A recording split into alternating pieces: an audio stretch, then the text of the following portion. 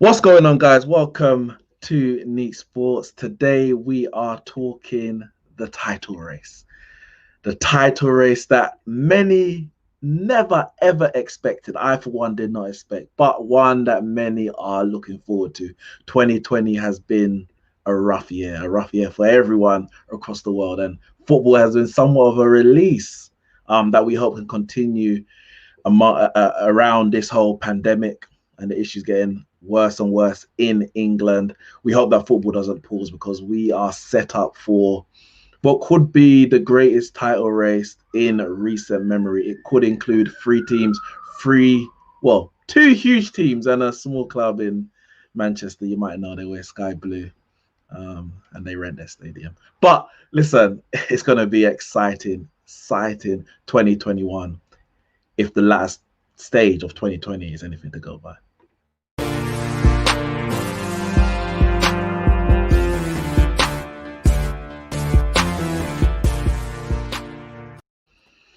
I'm here with Ramsey and Yannicka. The title is 21 in 21. Of course, that relates to Manchester United. Can they get their 21st Premier League title? But in all honesty, three-horse title race. That's the real question. Do we have a three-horse title race on our hands? I mean, the last time we had anything of sort was 2014, where every manager was trying to deny that they were the front runners. Mourinho's like, no, we're the little horse. Pep saying, oh, you know what, Chelsea's a big side, they've won X, Y, Z. And Brendan Rodgers, I mean, I don't know what they did. They were clear favourites and absolutely threw away. Wenger came out with his statement saying everybody is scared of failure. And I don't know if that's the case right now. I think a lot of fans, they're not scared of failure. A lot of fans are making what you might say are wild statements that you're going to win the title, or this team's going to win the title, that team's going to win the title. Maybe, as I said, 2020 has been so bad that everyone just wants something to hold on to, something to clutch at, to hope that 2021 can be better. I'm going to come to Ramsey first. I know you don't have a horse in the race, as you might say, but on the outside looking in, is this gearing up to a three-horse title race? It's edging towards whoever wants to really go for it. Really, it's one of those seasons we haven't had for a while, where whoever's basically in form is in the title race. Last month it was Spurs, then that month before it was Everton. Now it's Man United. So it seems like whoever's had a good run of fixtures, whoever's played well for about 3 or 4 weeks, and near enough at the top of the league is in the title race. So it's probably even too early to say what it is, especially like it's still only 15 games gone or whatever, 14 games gone, 13 for some. So some are barely even just over a quarter of their games or whatever in. So it's really, really early, and it may not be until March, April before we know what it is. But as it stands right now, as we sit right now, 31st of December, Man United, Man City, Liverpool, probably Spurs can say that they're in some sort of title race. Their aim would be I would imagine all four of those managers will be saying to their players, really, we can actually win the league if we put a good run of games together. So you mentioned earlier Leicester. I know Everton as well. Chelsea. Did you mention Chelsea? I didn't hear the Chelsea part. I didn't mention Chelsea because Chelsea ain't had that. When were they near the top? Probably early, innit? No, they were top. They were top. October, was it? I think it was maybe just before they played us or just after. So I can't remember exactly, but they were top at one point until they went on this 5-game, one winning 5. They were actually top. Yeah. And again, the thing is, as I said, Chelsea got 26 points, so they're 4 behind Man United. With Man United got a game in hand, it's probably going to be too much for them to win the league. Chelsea to win the league. Can they challenge? If they can challenge, the only way they can challenge is if everyone else drops a load of points. So I wouldn't put Chelsea in the title race as it stands right now. I wouldn't put them in there. Okay. As I have from the start of the season, but. I don't even That's know it. why they were discussing it. That's it. Well, they spent a lot of money in it. They spent a lot of money. They spent a I'm lot of gonna money. ring in Yannicka now, Man City fan, and I put a tweet out yesterday. This was before the Liverpool bottle debacle over in Newcastle. I say debacle, they drew 0-0 in it, but that's 2 big points dropped. And my tweet, well, let me see if I can get the exact wording up. Let me see. It was about Man City. About I don't know. Oh, there I said Man City's being slept on because they haven't hit the heights of recent seasons. 6 points off top with a game in hand. Come the end of January, we could have a genuine three-horse title race. Of course, that's changed now. They're 7 points off top with 2 games in hand. So if they win those 2 games in hand, we know one of them being rescheduled already for 20th of January against Villa, the game that we missed at the start of the season, and of course the Everton game, which was postponed due to COVID. You win those 2 games, you're 1 point behind Liverpool. All things being equal, we don't know what's going to happen in between then. But no one's talking about Man City. And Man City have been, I don't like it. I don't like that Man City feel they can just go under the radar. I think you responded to me. Like, don't say, go under the radar and speak about Man City. Put some pressure on that team, on the manager, on the fans. They are, if Man United are in the title race, Man City are bigger favourites than Man United because they're only technically, let's say, 1 point behind Liverpool if they win their games.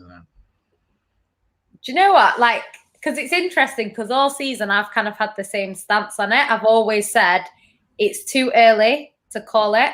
And yes, City haven't started well. We've had one, I think, our worst start to the season in years this year. We didn't start well at all. But all I'm seeing is the teams around us also starting badly or starting well, but then dropping points. So I've never seen it as, you know, obviously Liverpool are favourites because they were still getting results despite all their injuries. But now we're starting to see, and I did say all season when I've been on every stream that I've been on, I've said defences win you titles. And historically, that's how it's worked. And I think Liverpool now, even though they've got their fullbacks, I think the fullbacks are not the best defensively. Robertson's obviously better than Trent in that regard, but I think they rely a lot on Van Dijk and Matip or whoever plays, you know, in their centre-back partnership. They kind of rely on them so they can go forward and make a difference offensively in the game. And I think that's starting to show a little bit now. I'm not saying they won't win it because they're still in prime position at the moment. And I think everyone is kind of dropping points. So even though Liverpool have dropped 2 points, there's nothing to say that City aren't going to go and drop 2 points against Everton or Villa, you know, or maybe even drop 3, like we don't know. So I think for me, I never rule City out because I've seen us do it before. I've seen us come from behind and win the league. Pep, for me, I love Pep. So I know Pep can do it. And I have said that if it comes down to managers, that might be the difference going over the edge. So say, for example, there's 3 games left and Man United and Liverpool are joint on points. I think Klopp is the better placed manager to kind of drag Liverpool over the edge. Do you know what I mean? And I think the same with, say it's Chelsea against City and you've got Lampard and Pep. I think Pep has more experience. So I'm not saying, like I said today for the first time, I think City should be winning the league. I'm not saying we are going to win it. I like it. I like it. You know what it is? It's not about whether we will win it or not. I'm just saying based on the team that we have, the manager that we have, Liverpool's injuries or results so far, XYZ, Ole being up and down. Do you know what I mean? I know he's doing well in the league right now, but United aren't really playing that well. So it's whether you can maintain it for the whole season or whether you'll improve and then you'll be getting the results that you're deserving. Do you know what I mean? So I don't know. I like the confidence. I do like it. I think it's right. I think we have to, based on everything, I think City should be winning the league. Whether we will now is a different situation because I've seen in games this season where we've been drawing and I would expect a Man City team to go for it and they haven't done it. So I think, as I said, I think because City haven't hit the heights that they have in previous years, people are sleeping on them. Your goal scorer, you ain't really scored many goals, which is what you've been known for. But defensively, you've been pretty solid. Like you've got a few 1-0s and 2-0s here, clean sheets, which is so important. Like all you need to score is one.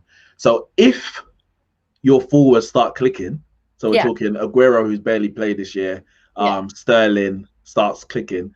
I mean, I don't know what's happened with Bernardo Silva. Since he got banned for the racism thing, he ain't been the same guy. I'm hoping Cavani don't go the same way. We just heard the news that he's been banned for 3 games. Hopefully he doesn't get the Bernardo Silva curse after that. But he will be available for the Liverpool game. So he's going to be out for the Villa game, the Watford FA Cup, and City in the League Cup. Then he'll be back for the Burnley rearranged game and the Liverpool game at Anfield. And we'll probably touch on that right at the end to see what everyone's thoughts are on that. But yeah, I think it's right that City should feel well placed to win the title. Definitely to mount a challenge. I mean, City right now, minimum is a title challenge. Yeah. If you win those 2 games in hand, you're 1 point behind. And me as a Man United fan, we ain't been in a title race since 2013, since we won the title in 2013. But I grew up with Man United being the best team in the country. So I still have the mentality of we are a title winning club.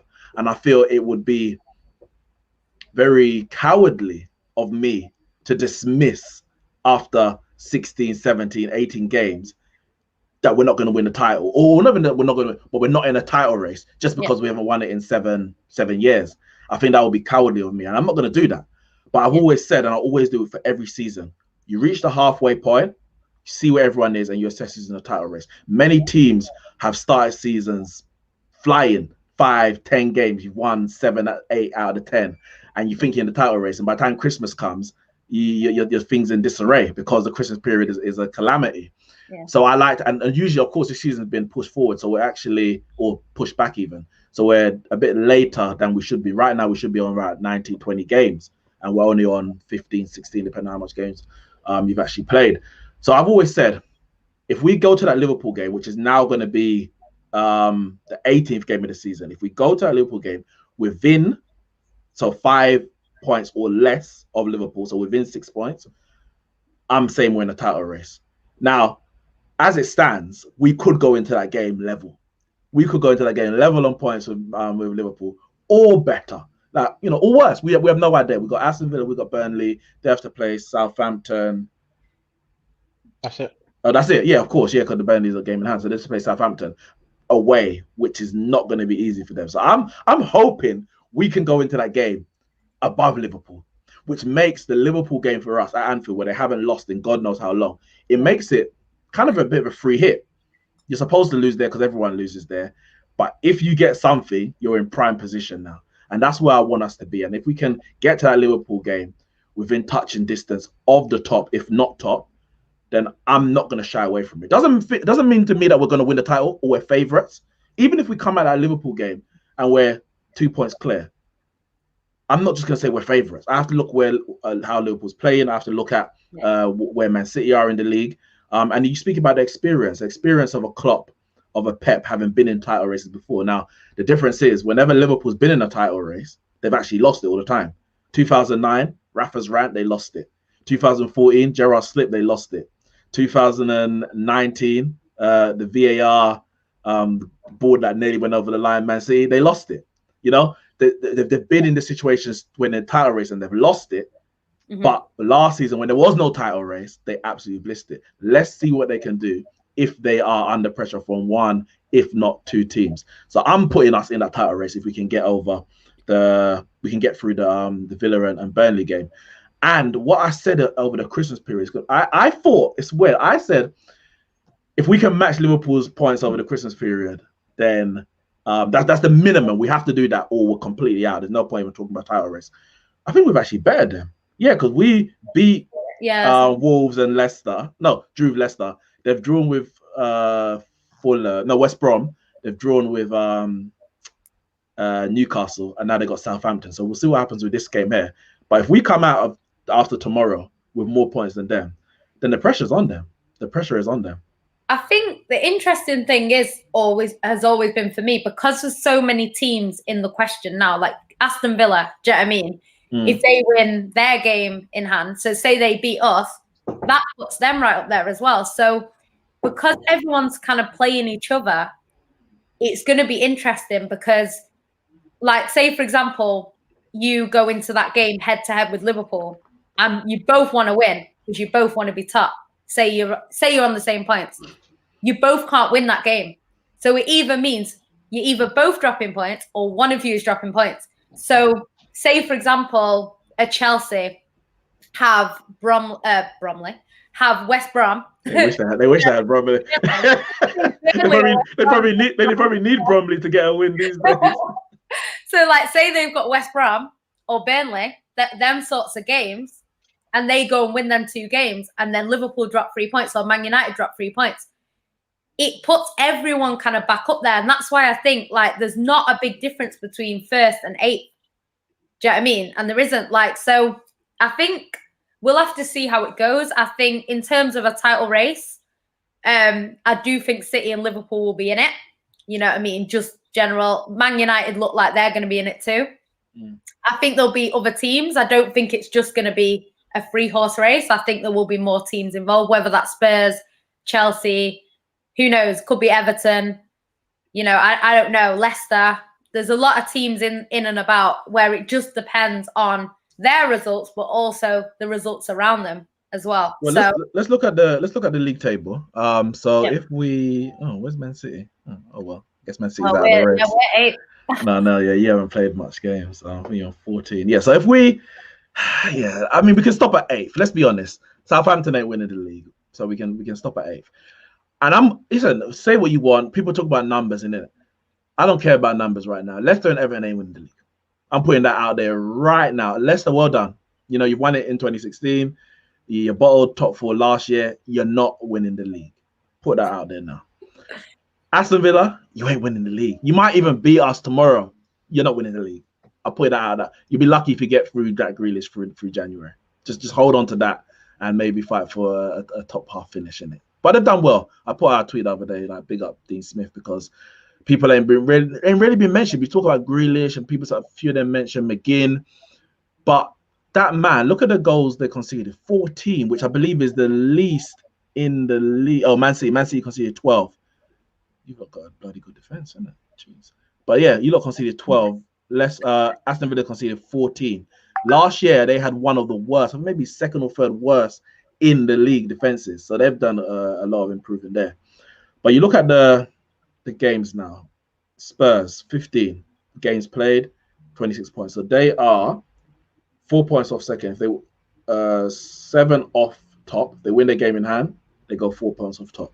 Chelsea are just 7 away. So it's not impossible, but you're then relying on a lot of teams to drop points. That's the problem. Yeah. The points gap might not be big, but it's like in one weekend for you to catch up, you need 3 of the people above you to drop points as opposed to 1. That's when it starts getting tricky. And their next game is no walk in the park. Of course, they're playing Man City at Stamford Bridge. Me personally, I'm looking for a draw in it. I'm looking for a draw. I mean, for Man United to really, really win the league, we probably need another challenger. We probably need someone in and around Liverpool to put more pressure on, except just us, because I think it's going to be tough for us to purely maintain the pressure on Liverpool throughout the season. So it might help if a Man City is up there, but I just want everyone to drop points. I'm still looking like top 4 is not even certain. The points are that close that if you go on a bad run of form like Chelsea have, you drop outside the top 4. So it's a lot of things that we're actually trying to consider at once. I don't think. I said it at the time. Spurs. The only chance Spurs got to win the league is because they got Jose Mourinho. I don't think their squad is a title-winning squad, but they have a title-winning manager.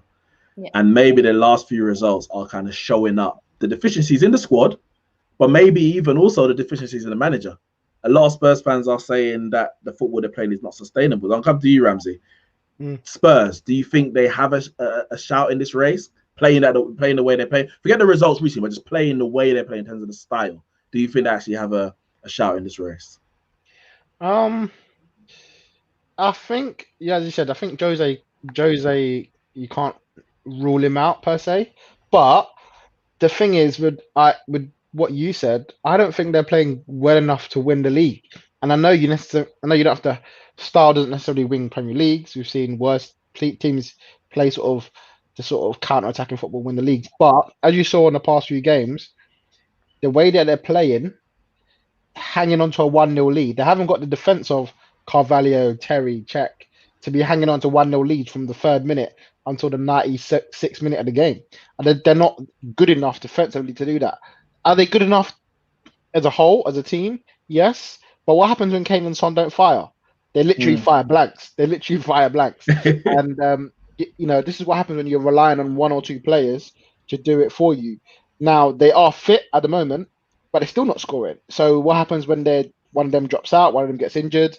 We've already seen Gareth Bell barely get a run in this game and then gets injured again. So it's like, I know he was never maybe really the part of the first team, but you say that, but a lot of people were putting them up there because they had Gareth Bell to come.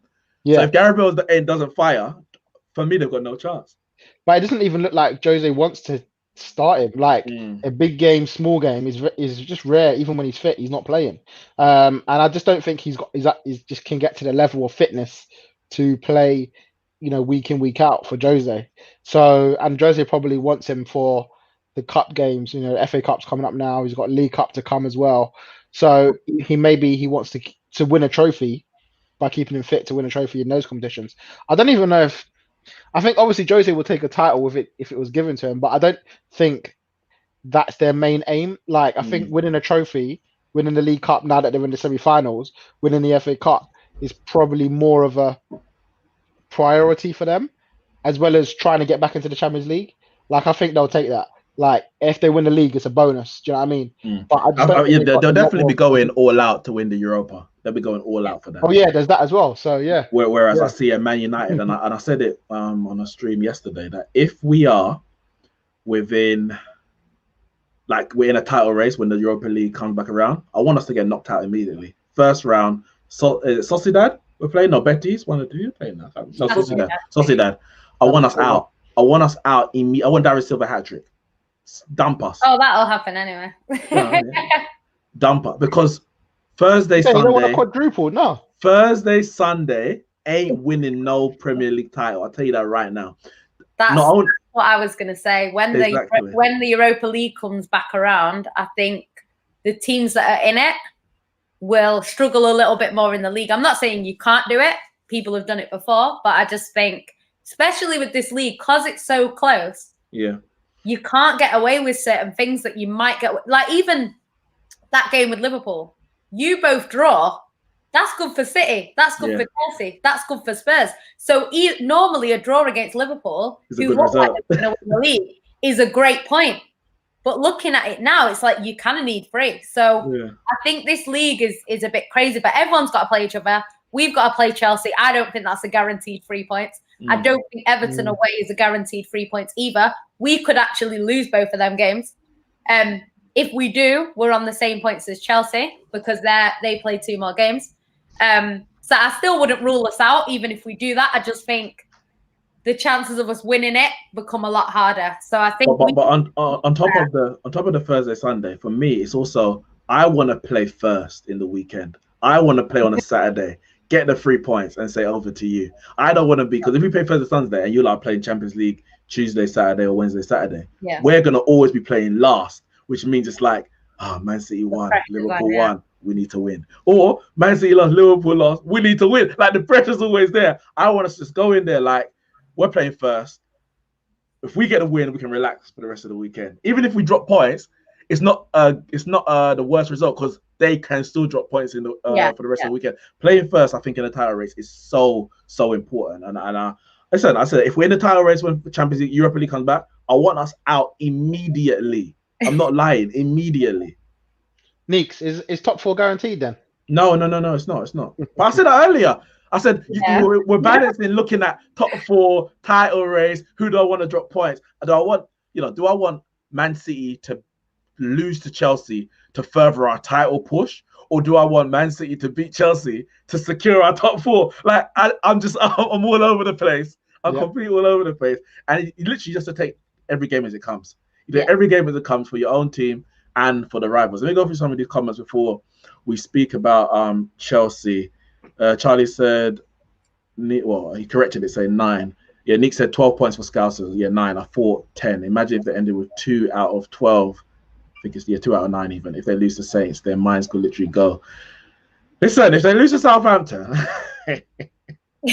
if Danny Ings turns up and does a madness, Liverpool in the mud. Liverpool, because it's not just about all the points, but it's the mentality as well. Just like, where's our next win coming from? Oh my God, our next game is Man United. Now there's even more pressure on them for the Anfield game as opposed to on us. For me, I'm not going to that game with any pressure if we get the results that we should against Burnley and Aston Villa. If they lose to Southampton, the pressure's on them for me. This is what I mean, though, because like going into this season, everyone was saying Liverpool were going to win it. Obviously, they had injuries, so that's changed it a little bit. But I think the pressure should be on Klopp a little bit, because they were saying when Pep won the league in 2018-19, they told him, 2017-18, they told him you need to win the league back to back. You have to be a dynasty team. If you want to be pressure to win it back to back. 100%. So even though I think City should be realistically, based on everything that's gone on, I think we should be at least coming very close to the league if we don't win it. But I think Klopp is going to be under that little bit of pressure, the same way Pep is in the Champions League. Yeah, do you know what I mean? He's under that pressure to go back to back. Well, put it like this. I said under that pressure. When you won the second of your 2 titles under Pep, I said I was more impressed with that than the 100. 100 points. Yeah, it's a great achievement. 100. Oh yeah, 3 digits, whatever. But no one challenged you from about December, innit? Like once you beat us at Old Trafford, the title race was over. It's just about you're just playing against yourself. Well, that's like Liverpool this year, isn't it? Exactly. Last year it was a breeze, whatever. It was historical because the first in 30, but in all intents and purposes, it was a 1-horse race. You couldn't lose. Yeah. But this season, even if they were to blitz it, but which they're not going to, but if they were to, I would have more respect for that, because you've done it 2 years in a row. Yeah. And you've sorry, someone just joined the call. His name is Durag Daddy on the. I'm screaming. Oh, Durag Daddy is Jay. I was like, Durag Daddy, and I see the camera pop up. Is that your porn star there? That was the name I was giving. Yeah, on our show, that's what we said. Wait, was that the question that was about? Yeah, porn star name. Yeah. But yeah, sorry. What was I saying? Yeah, I think if Liverpool are to be cemented as one of the great Premier League sides, and that means cemented in history, where however far you go, they have to win it back to back. Winning one title ain't enough. Blackburn 1-1, Leicester 1-1. If City win it this year, they're right up. They're probably right up there already, but they go past that Chelsea side of 05. Jose's 05-06, because you now would have won 3 in the last 4, whereas that Chelsea side won 2 in a row like you did, and then they didn't win it again until 2010. So that City side goes right up there. Of course, Champions League is a factor as well, but the pressure is on Klopp. Should be. The pressure is on Klopp to win back to back. One is not enough with this quality side. Hala Madrid says it's no race, is City's title. Pep will once again show why he's the best league manager of all time. I mean, Fergie might have a little say. Big up Sir Alex Ferguson, 79 today. The one thing I will say is that there's been a lack of killer instinct this season. Obviously, especially from Liverpool, considering they're the champions, and they had it all last year. Whereas this year, drew to Fulham, drew to West Brom, drew to Newcastle, and at the end of the game, drew to Brighton. And at the end of the games, most of those games was like, Klopp was like, I'm not mad at that. We played well. But it's like last year you were killing those teams off, and it was like, we're winning the title. We're winning it. This year it's like, we played well, but we didn't win. And I saw an interview yesterday. They're asking him, are you not disappointed you didn't get the 3 points? No, we played well. We just need to score goals. It's like Salah missed 2 great chances to score.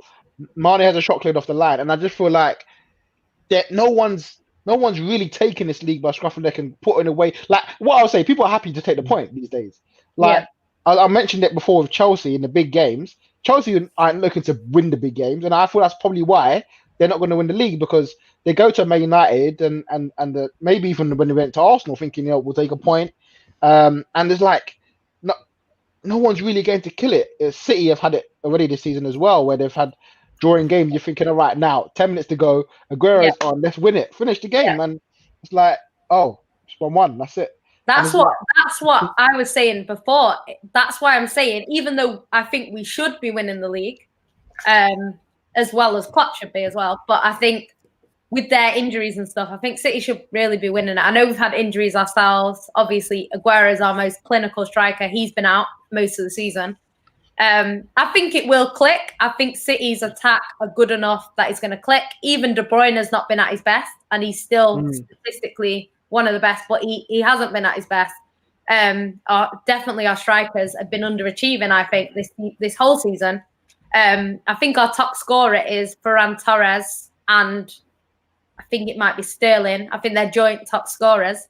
Do you know what I mean? This guy's just come. He's 20, so I think City's attack will get better, and hopefully then we can finish off these games. But to me, there's been a lack of passion. Like that Manchester derby, I was shocked by I think there's two. Obviously, no fans being the ground is definitely, I think, probably affecting players. When I say affecting, like it's not giving them the added motivation you need to push for that winner or go forward, whatever it might be.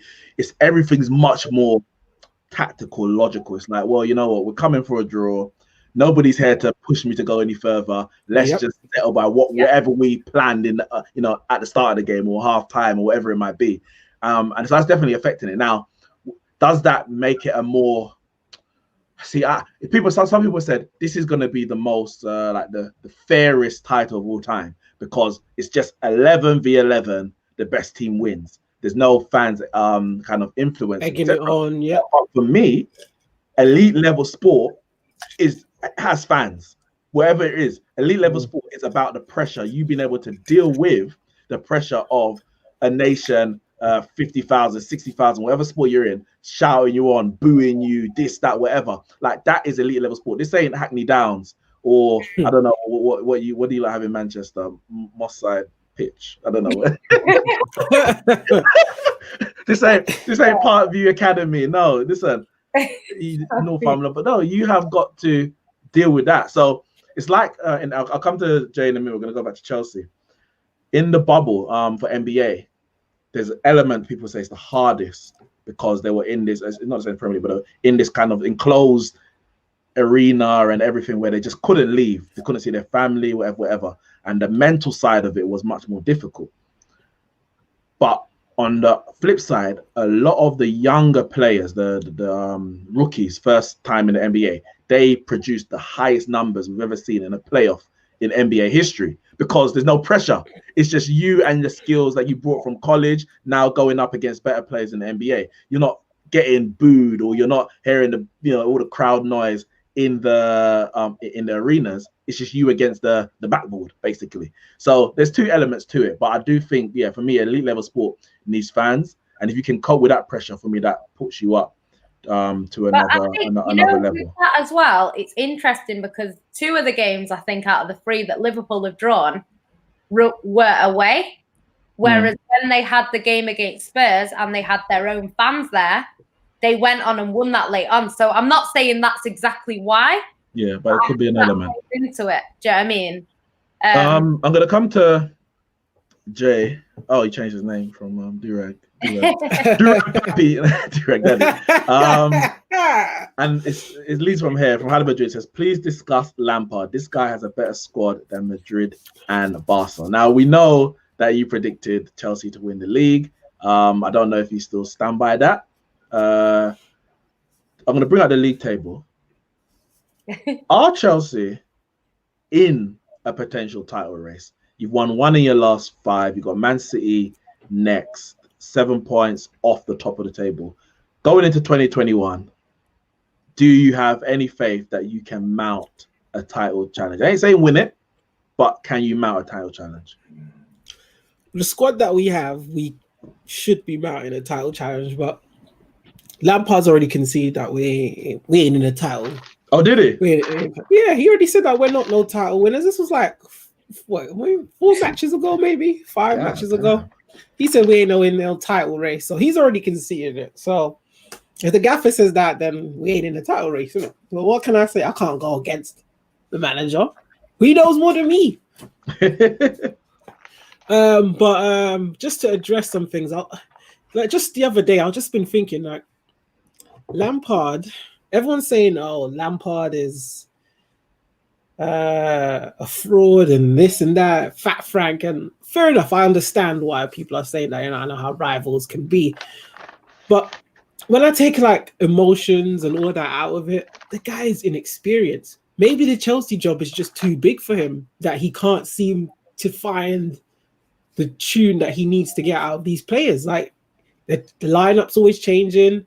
You got Werner on the left 1 minute, then he's dropped, then you got Abrahams and Giroud. He doesn't know.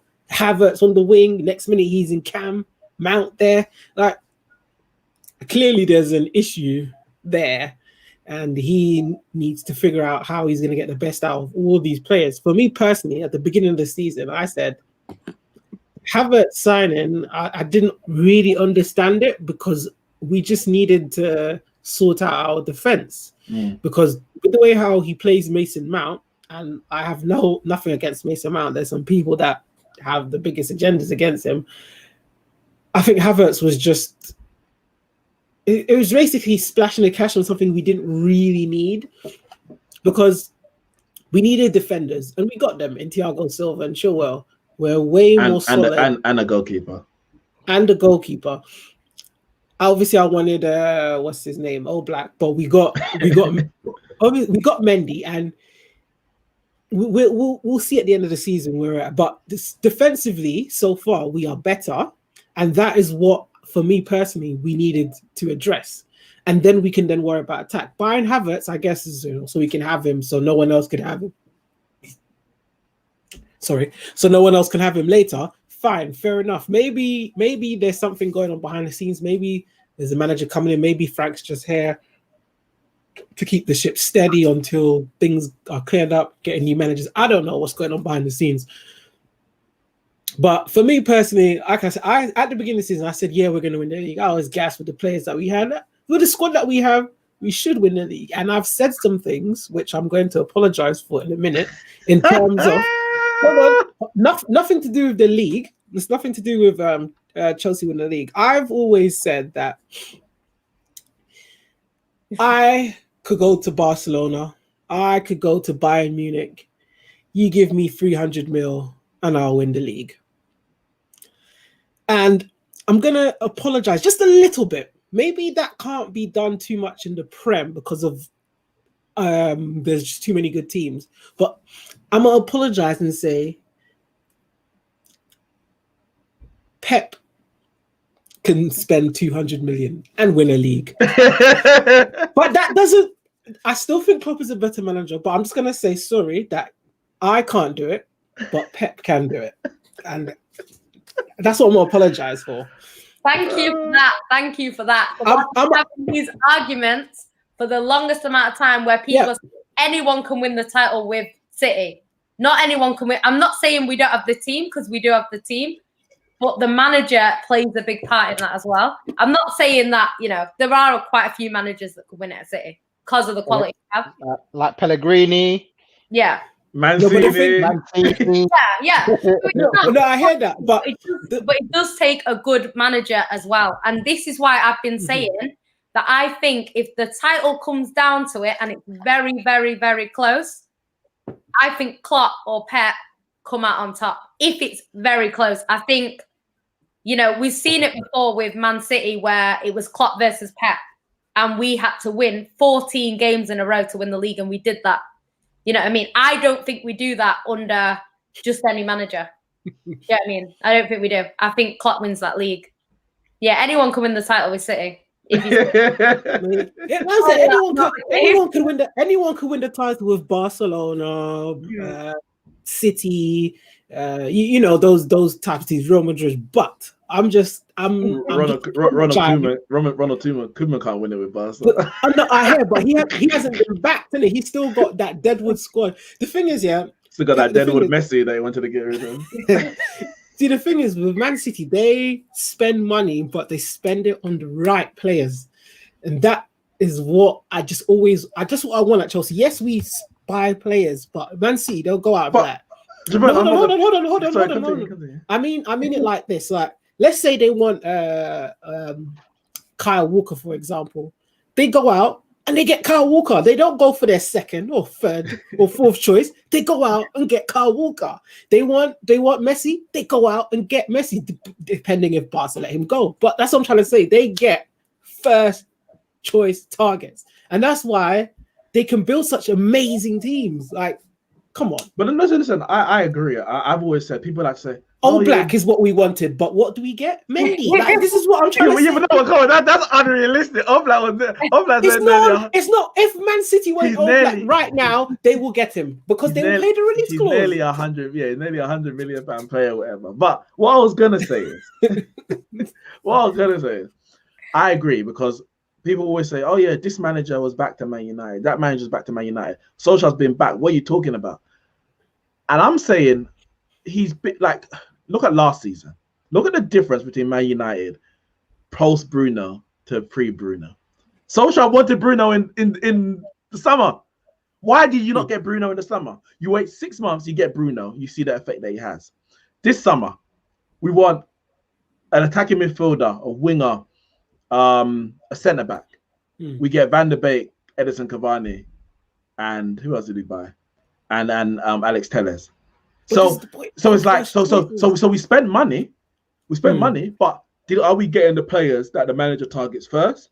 Are we getting the players in the position that the club need desperately? Yeah, so it's not as simple as spending money and winning the league. But however, with Chelsea, I think you address the problem areas in your squad. I think this squad is a title-winning squad. I don't think recruitment has been bad at all. As a matter of fact, I think it's been next to perfect in terms of the player that you want and the position they fill in. Now, of course, we don't know whether Havertz or Werner are going to succeed or they're going to flop. Ziyech has started well, but he's been injured. Thiago Silva's come in. He's been very good. Mendy's been decent. Now, I think Lampard's been given the tools. He's been given all the tools to make it work. And he just ain't making it work. Because he's not experienced. That's what I said to myself. For me personally, he has it. He has the tools. Everything is there. But the guy's this is his second year in management.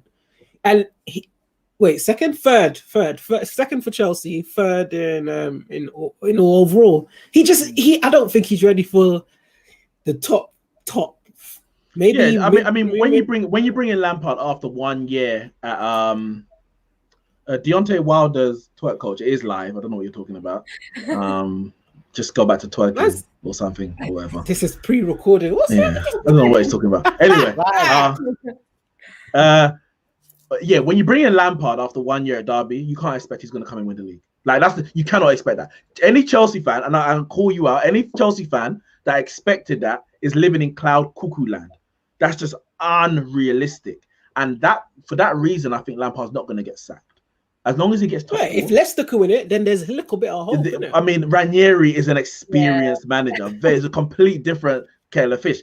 Granted, that team was not, that team was not a title-winning team, you might say, but he's an experienced manager, so you can get a bit more and take advantage of different situations. But Lampard, for me, the target that he's got from the people above is top four.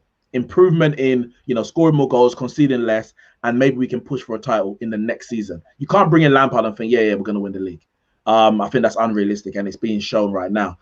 Charlie says, regarding Chelsea, Werner is too lightweight for the Premier League. He looks too nice, like he's on his way to Holy Communion. Now, there's been some reports coming in the German newspaper regarding Havertz and Werner, whether they're happy with Lampard. Then you're seeing a bit on the flip side on the British press that basically Havertz and Werner are failing Lampard. They're not doing the job. I'll come to Ramsey first. Havertz and Werner, how are you judging them so far this season? Werner is like, and I said this at the start. One of those Chelsea players, you bought so many, one of them at least is bound to flop. It's impossible that you're going to sign all those players and they all bang. And take your pick in it. Havertz, Werner, one of them is flopping this season. Now they may go on to do good things next year and the season after, but right now they have flopped this season. Ramsey. Yeah, I think I'm actually more surprised with Havertz than Werner, because I feel like Werner, I could kind of see a potential where you don't know where to play him, and I think we've already seen that. Is he a striker? Is he better on the left? Is he better with another striker? Is he better by himself? So I can kind of see this happening. With Havertz, I thought he was going to nail down that number 10, and it wasn't going to be an issue, especially after what you spend that sort of £90 million money on him. I thought that was it. I thought maybe down the line things might not work out, but I thought first season, 90 mil, you just slap him in for the season. Now I know he's had COVID and he's recovering from that and stuff, but the problem is with the way that Chelsea spend the money, and it has to. As much as it takes time to blend, there needs to be. It can't take too much time, because 2, 3, 4 seasons go down the line, people start moving on. People start moving on. They maybe not as good as they were. Are they in their peak yet? And so I feel like with the squad that Chelsea have now, you need to attack this league in the next sort of 2 years, so that the squad that you got now, with the quality that is now, everyone's sort of in a good time, a good age, a good time to go and try and bring success. I think as it stands right now, they are flopping, but we've had good performances from the likes of Mendy, Chilwell, Thiago Silva's been decent. So there's been spells of some. It's probably more the attacking forces, and probably the biggest point is that you can't drop Mason Mount. That's probably the biggest point of it. The fact that you can't drop Mason Mount shows me that the attackers aren't doing enough. The Havertz and the. But is it a case of they're not being Lampard's not playing in the right position? So we spoke about Havertz as a number 10 or second striker or whatever. But if he's playing Mason Mount, generally he's playing as 2-8s. Maybe that's I'm nitpicking. I mean, you can still create from an 8 position, but then he's got Werner playing left wing. Werner is not. But you can't. Yeah, but this is the whole thing. You can't, if you're going to play Havertz in the number 10, you take out the Mason Mount, but you can't, because Mason Mount's played so well, you can't take him out. That's the issue. Maybe he needs Mount to go on a bad run, so you can take out Mount, and Havertz go on a good one, and that might be it. That might solve the issue. But the way Mount's playing, you're either dropping a Kovacic, Jorginho, and a Kante's got to be there. So then it's like, where do you fit all of these men in? Werner, the thing with Werner is Kante doesn't have to be there. I'm sorry. Who? Kante. No, Kante's got to be there. No. I've been watching. Everyone is watching, and everyone's just seeing all the good that he does, which is now being outweighed by all the bad. I've seen so many slips, so many missed passes. Listen, I've been watching. Everyone's like, Kante's this, Kante's that. I've been watching. He's had some good games, but there has been some mistake in those games. I've seen him lose the ball. I've seen him slip up. I've seen them leave him on his butt, and then we end up conceding. Listen, I've seen it too many times this season. No one's looking out for it because they're just happy to see that one ball he wins, and then we go off and go on some mad counter, and maybe nothing comes apart of it because Werner's on the end of it. But I see it. And another thing, everyone's like, Werner's not a winger. The guy gets into position. He may be on the wing, but I see him one-on-one or in front of a goal. He's not shooting from the left. He's not shooting from the right. He is in front of goal. So it doesn't matter if he's on the wing. Just because you play him down through the center, it doesn't mean he's going to start scoring goals all of a sudden, because you have to get into positions. He's not shooting from the right. He's not shooting from the left. I can see him right there in view of the goalkeeper, and madness happens. It either goes wide or hits the post, and I don't really get that whole he's playing it on the wrong position. Mount, I already said, this is why I said, why did we sign Havertz? Because Lampard really loves Mount, and I just don't see how I just don't see how we can play them both together without someone getting dropped.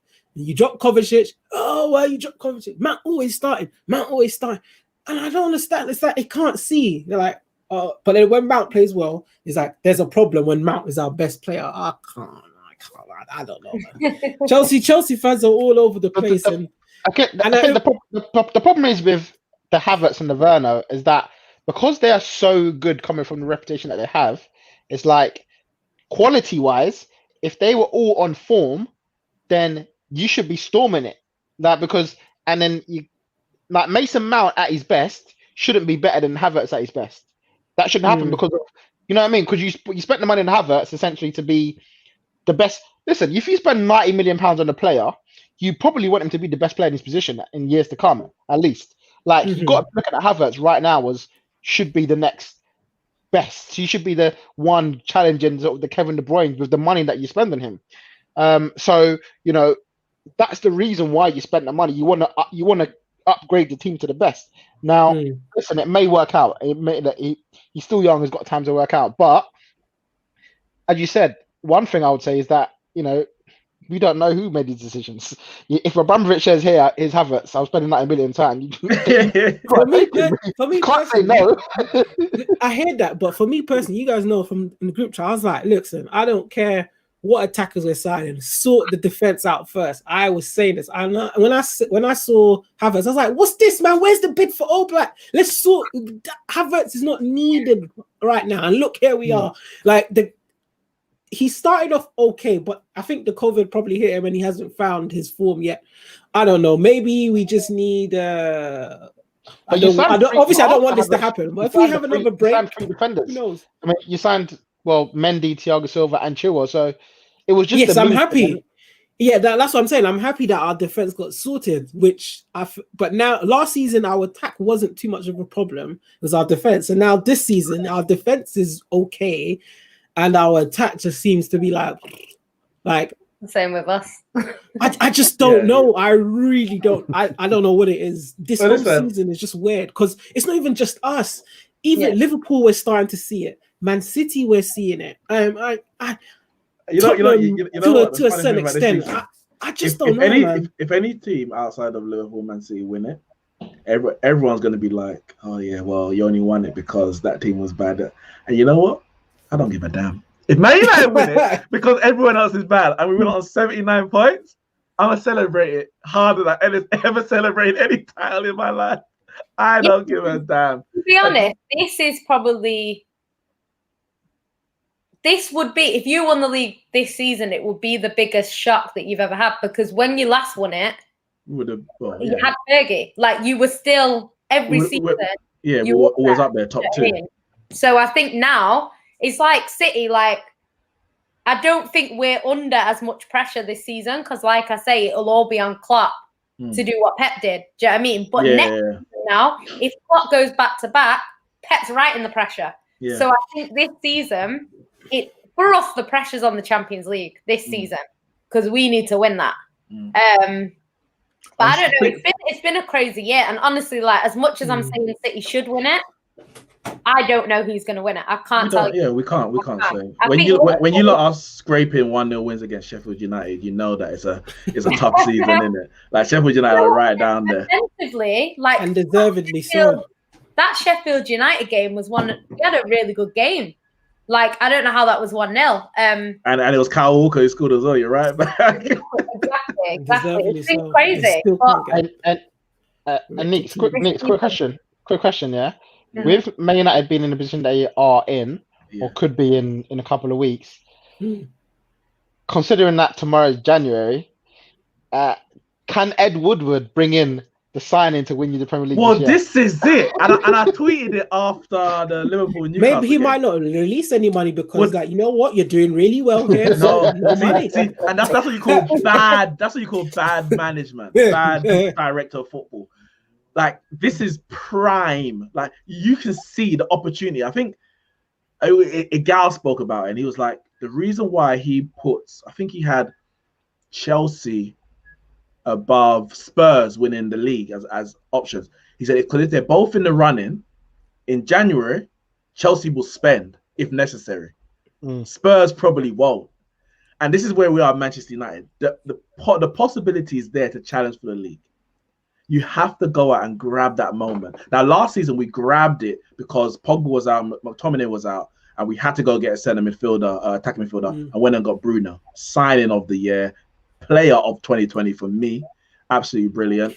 And that should be a reminder to say, this is what a January signing can do. This is what something can do, just to change the season. Liverpool signed Van Dijk in January, and they got to the Champions League final and finished in the top 4. Like, those things can be so important. We signed Henrik Larsson years ago, and he had a good impact on our season. Didn't Laporte get signed in January? I think Laporte signed in January. I think Nicholas and Nelka signed for Chelsea in January. Like, January signings. Fernando Torres signed in January.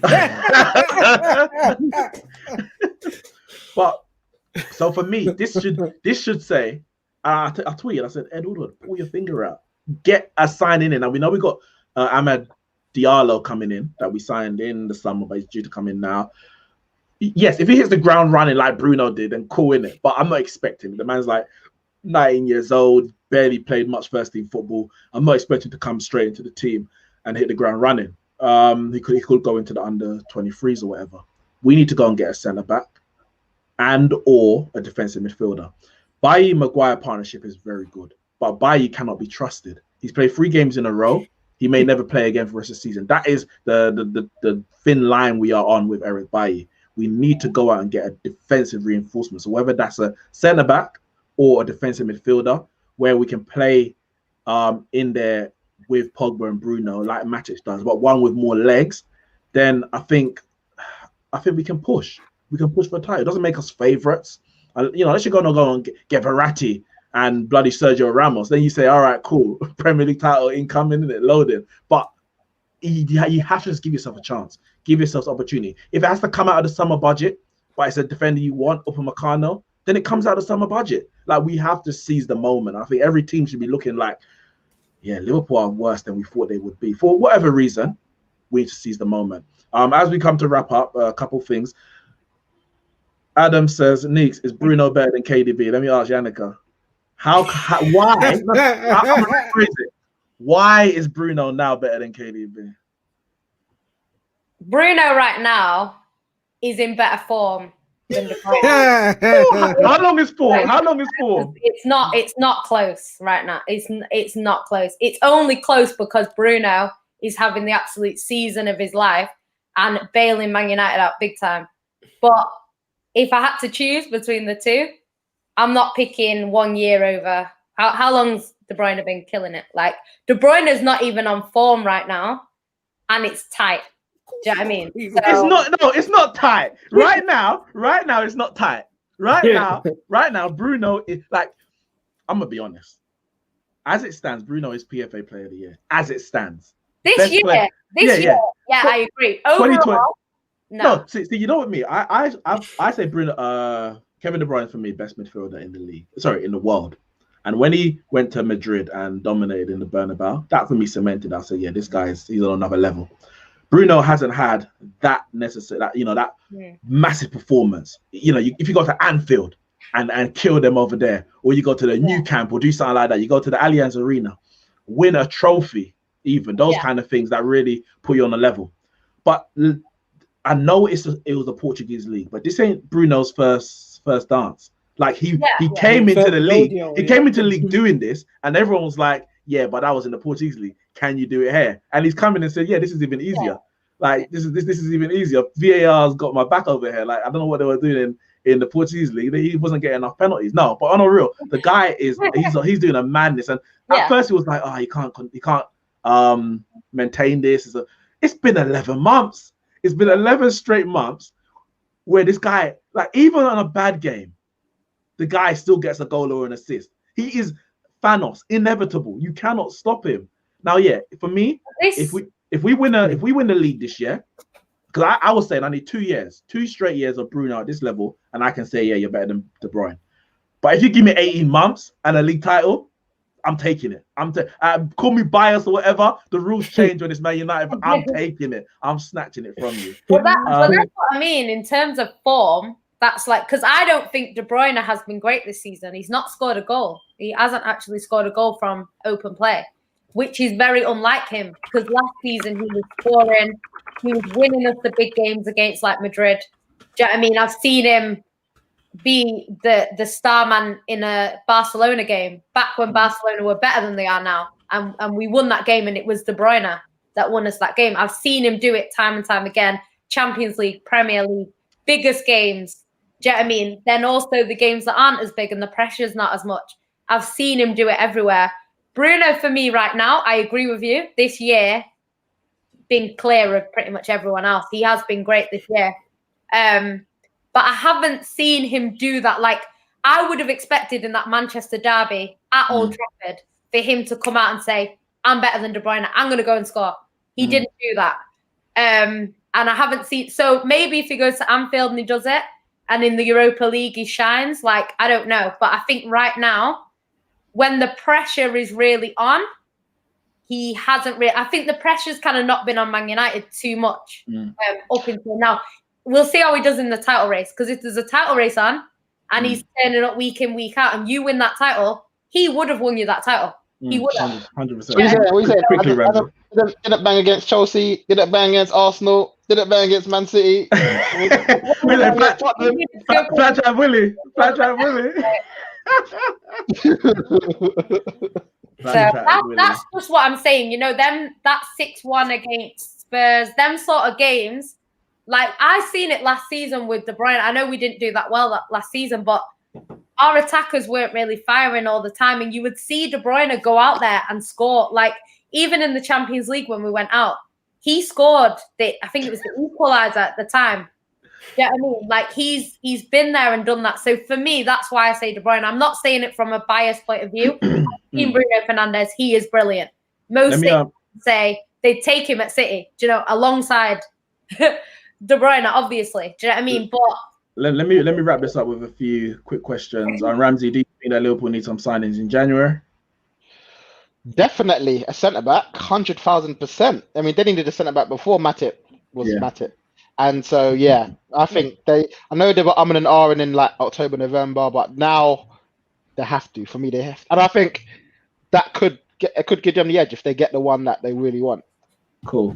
Yannicka, will you go out with Deontay Wilder's twerk coach after Man United knocked City out from the Man City Cup? You're not okay. You're not in Salford. But if you were, you would. I heard that.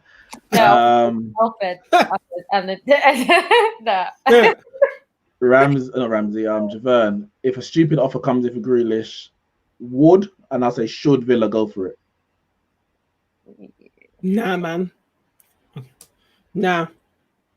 Villa keep him, man. He goes and that's it. Team done. Everyone's gonna listen. The morale will go like, "Oh no, we're on the form of our life. This could be a good season for us. You've only gone and sold our best player."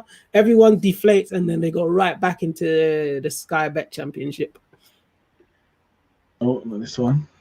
Bruno must be on Ballon d'Or. I mean, if he continues this form, then 100% he's gonna be on the Ballon d'Or list. Ballon d'Or list ain't started yet. For next year. I know. Actually, well, to be fair, I think they started from like the start of December.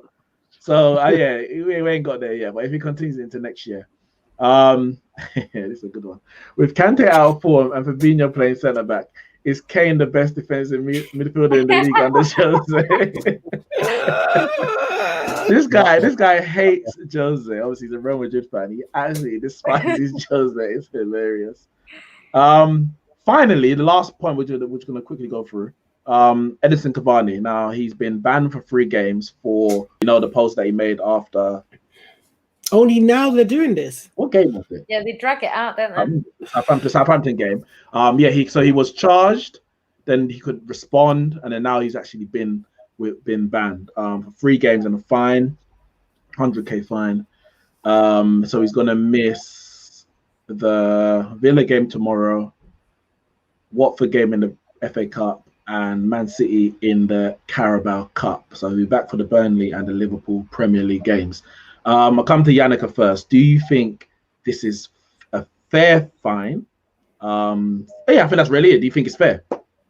I think because of the way it went with Bernardo Silva, I know it's different.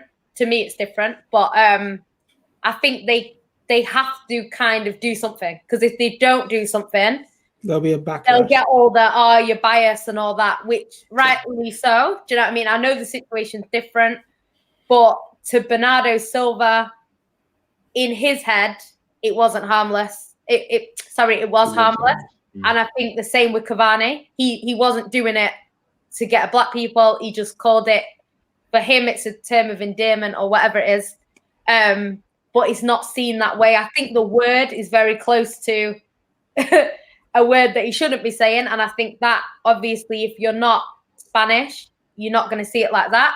I think they could have let him off. They could have. But I think there would have been a lot of questions asked. So I think they kind of had to do something. I think Bernardo Silva got a 5-match ban. No. Was He it got 3 as well? no. I think he got 1. You got 1. 1. Okay. Yeah. He got. I don't know. He got 1 then. He got a fine. I think it might have been more. He got fined. He got fined. You got 50 grand. You got 50 And grand. he had to do some sort of education thing. Yeah. That was part of the whatever. So For me, he should have had more. For me, I feel like Bernardo should have had more, because he stood by it and said, no, I don't see nothing wrong with it. He was ignorant of it. So that in itself, for me, that is when the offense starts. He posted that. He didn't know about it. Yeah. But people said this is wrong. And he said, nah, I don't see nothing wrong. For me, that's where the offense come in. And he should have gotten 5.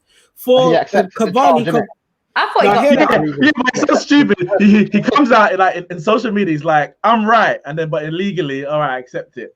It's like, for me, what? that's where he should have got punished for that personally, and that's what I can see and get angry at. But it's the Cavani said, oh, he sees that it's offended people. He went up and said sorry, took it down, and he explained himself. For me, he should have had a one match ban, obviously, because of, to appease the snowflakes of today. You know, they always everyone wants to be angry at something. Everything is always leading back down to something crazy, when sometimes people just generally don't know. So the 1 match ban to appease the snowflakes and the people that want to, make noise about something, and then that's it. But 3, I think that's a bit too much. And I think the days of being able to say things are gone. Do you know what I think because I fully obviously within reason. I back City, but on that situation, I was not backing Bernardo Silva in that situation. I think at the end of the day, whether you know or not, I've always said, if you offend one person, it's offensive. So it's one of them things like... Yeah, but Yannicka, people are offended so easily and for anything. I'm not saying the right to be offended. I'm just saying that situation, with Bernardo Silva... Say good morning, people are offended. Why are you telling me good morning? To me? Why are you saying... What's good about the morning? With Bernardo Silva, much ban. Like you say, it's the fact that when he found out it was offensive, because it wasn't just one person with Bernardo, it was a lot of people. And I think it's the whole caricature thing, which he obviously didn't know about, but then he did double down and say oh, no, it's right. And I'm just for me, I was just I thought the club dealt with it ridiculously. I think Man City failed on that part, and I was very angry about it. That's the most embarrassed I've ever been as supporting Man City. I didn't like it. I didn't like the fact the club just kind of blew it over. We had players coming out saying it's fine. It's whether you think it's fine or not, it's okay. And you get people saying it was a joke. And you get people the same saying, oh, it's Cavani's mate. But it's you didn't say that in the WhatsApp and it got leaked. Yeah. You said it in the public forum. So you have to take responsibility for what 100%. If people come to me now and say something that I've said on here has offended 130 people, I'm going to have to come out and apologize, whether I agree with what I've said or not. And I think that's the way society is at the moment. You kind of have to be a bit careful. I mean, me personally, I'm not apologize for anything, but I understand people in that position have to apologize. I ain't got big contracts. Nick, did you put out an apology video after you went to the Emirates that time? It wasn't an apology. I was explaining myself. People were like, "What's that Man United fan doing there?" I said, "No, I go to every ground, and you're gonna see." And I remember I said, and you're going to see me back there. Because then you remember the comments were like, if I see you back at the Emirates, it's going to be. I said, you won't see me back there. That was actually so funny. That was mad. Ramsey, harsh or sufficient? Yeah, it's harsh for me, man. I mean, 3 games is harsh. £100,000. That's coming out of his own pocket. That's harsh. I I mean, Ronaldo got £100,000. What? That's like I Ronaldo thought got he got 3 games. That's so like, if he Ronaldo. got 3 and he got 1, that's not fair. But the problem is that it's the same. I think they're quoting the same clause as but the Bernardo apparently, Silva one. apparently they've changed the rule since the whole. I think it maybe since that one or the whole Black Lives Matter. I'm not 100% sure, but apparently they've changed it where 3 matches is now the minimum. Apparently. Do you know why that probably is? Because when Bernardo got his 1 match ban, everyone complained that it wasn't only 1 match. So I reckon that's probably why it's changed. Because people were angry, saying he should have got more than that. So I think because of that outrage, it's probably been changed now to 3. But it's a bit handy that he drops during the cup games, though, isn't it? A bit handy there. Only 1 league game and two cup games. It's a bit handy. What I don't understand, is what is that 3 match ban gonna do? Let's put it like this. Let's say he actually is racist and he gets banned for 3 games. What is that 3 game? What's that match ban gonna do? I think the match ban is. Hey, it's a 3 match ban. What's it actually gonna do? It's a 3 match ban and there's education as well, but it's the punishment. So it's punishment and education, and they go hand in hand. I do feel that I believe he should be banned based on precedents, but because ignorance for me is not an excuse. We live in a world that is so connected that you can't be like, oh, I didn't know that happens over here or happens over there. Like we're so connected in the world. It's not I don't know, not the 1920s. This is 2020. Like you can't just be ignorant to think that if one thing's acceptable in one country, it's not acceptable. That's going to be acceptable in another. So ignorance for me isn't a reason. So he should be punished in one way. I think education is the most important thing because it's clear that it wasn't malicious. 100%. Yeah, but what if we're the ones that are the ones that are ignorant? Listen, the society determines in it, and over here. No, I hear that. No, I hear what you're saying. But we don't. Like how I hear Neeks. I hear you. I hear you. But the point is, over here is acceptable. If he was in Uruguay, I would not be calling for him to be banned because that society determines that that's acceptable. But over here, it doesn't. So whether you want to say the whole society is ignorant, because the world is not one in the sense that one culture to the other. You got in some parts of the world, a thief might get their hand cut off for stealing, and I'm not. Who am I? Who am I to say you are wrong for punishing him in that way? But what I do know, if you do that over here, you're gonna go to jail. Like that is unacceptable over here. So it is what it is. But so over here, it's not acceptable. I'm not saying it's not acceptable anywhere in the world. That's the only point I'm making. So he should have been punished in one way. I do think 3 matches is harsh, but I'm not gonna come out and start defending. Oh no, like racism is a very, very serious issue. My only concern is but racism ain't a thing. This ain't racism. No, I know, but you have to kind of want to nip those things in the bud because what you're gonna do, you start getting other people trying to use it in a way that is now racist, but you're gonna get away with it because it's a term of endearment. We were on the football dugout and we got people coming and typing things like joggers. Now we know what they're actually trying to say, but those certain words are banned on YouTube, so they just say other stuff to try and get it in there so you can see it. So you have to kind of nip those things in the bud. So I understand that. But my real concern ain't Cavani or whatever. The FA, etc., are not doing enough to combat racism in football. I ain't talking about fans here or this, that, a monkey chant, a banana. Racism is institutional and it starts right at the top. And I don't think they're doing enough. So I think these bans are very performative just to show that we are behind a 3 match ban and 100,000. Like, I'm not taking it as anything. So I'm not going to come out and start criticizing Cavani for doing it like I'm standing beside kick it out campaign. No, they're a joke and they haven't done enough. And the fact that we've had a few incidents now, but for me, anyone that comes over here, if you're really that concerned about combating racism or racist stereotypes or blah, blah, blah, everyone that comes over here should be going on educational courses anyway, within the club or organized by the FA, PFA, to make sure they know the protocols of the game. The fact that why do they have to do it once they've done something? Exactly. We're reactive. Oh, now you do it. Oh, we have to show that we're down on it. If you were really that concerned, you would have sorted out from the outset, innit? So I'm not angry. I'm not happy. You mean like on Football Manager, send them on an intensive language course when he's like, yeah, all of that. You have to do that. Send on racism. And sometimes they come back and they ain't learned it yet. You have to send them again. Send them back. You know what it is though? It's weird because like in my role, I work with young people, and we have to be trained on these things. Yeah. Like when I go to my job, I have to do an equality course. I have to do a safeguarding course. I have to do this, that, and the other.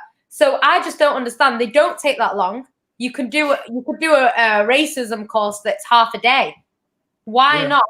You know, when they're having half a day training, why not get everyone in the morning? You sit in the seminar room. I know City have one because that's where Pep does his talks. Let them watch this racism thing. Let them engage in the training or whatever. And then they do the actual physical training in the afternoon. There's no reason why they can't do that. And I'm not saying it'll wipe it out, because you're still going to get if you're racist, you're racist. Mm-hmm. But at least it will educate the players on certain things. Listen, I've always said, like, I'm not here to try and stop people being racist. If that's what you think. Yeah. But as long as it doesn't affect me, so you ain't saying it to me, you ain't doing something to me based on your racist bias, that is the most important thing. So even if those people are still racist, as long as they know they can't go online and start saying racist stuff, then I'm cool, because that's the only thing that might affect me. If you start being racially abusive to me, or stop me getting a job because you don't like black people, or this, that, whatever. I don't care what's going on in your mind. Treat me right. And that's the only thing that matters. Listen, but we do need to racist until proven racist, man. We do need to wrap this up. I'm gonna ask one. What is your footballing wise? What was your highlight of 2020, Ramsey? FA Cup, baby. Man, like Arteta lifting the FA Cup for Arsenal. We didn't even get on Arteta. You need to do a video actually, because you won 2 games in a row, which we haven't seen forever. So soon, you gotta do that soon, or maybe on the podcast. Javern. I ain't got no highlights, man. It's been awful. What in it? Maybe a good window, maybe 20. Maybe a good transfer window. Chelsea champion. 2020 champions. You won the transfer window. Yeah, we won the transfer window. That's all I can. You went through in the Champions League as well. I know you had the group that you should have got through, but that's the highlight. Yeah, is it really though? Because when we drew, who do we draw? Atletico. We might as well come second. Oh, in the next round. We might as well come second. Like, what's the point? You finished first. What's the point? I know. Nowadays, it's not even that. It's not even that good to finish first. It doesn't even matter where you finish. You get through in it. We finished first and got Real Madrid, so it just. Last season. To be fair, it just doesn't matter anymore. Chelsea coming top 4 with the team they had last year. It's probably good. Yep. You know what I mean? To be fair, you know what? That's scratched out of my mind. Yeah, you know what? Yeah, I'll say that then. Getting into top 4 somehow. Yannicka? It has to be the Carabao Cup. Oh, come on!